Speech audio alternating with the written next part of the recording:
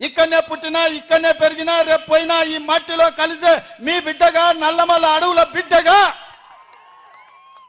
నల్లమల నుంచి వచ్చిన నేను ఈ నేల ఈ గాలి ఈ నీరు నాది మనది మనందరిది. నాకున్న బాధ నాకున్న దుఃఖం ఎవరికైనా ఉంటుందా ఈ జిల్లా పట్ల? మీరు ఒక్కసారి ఆలోచన చేయండి. ఎన్నడైనా ఎంతెత్తుకు ఎదిగినా ఢిల్లీకి రాజైనా తల్లికి బిడ్డ అన్నట్టే నేను ఈ పాలమూరు బిడ్డను, ఈ పాలమూరును అభివృద్ధి చేసే బాధ్యత నాది.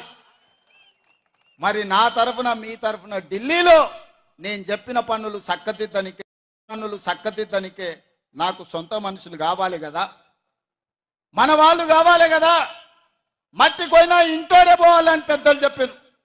మరి ఇంత పెద్ద సమస్యల్ని పరిష్కరించాలంటే పార్లమెంటులో మన బిడ్డ మన ప్రభుత్వం చెప్పినట్టు పనిచేసే వాళ్ళు కావాలా వద్దా?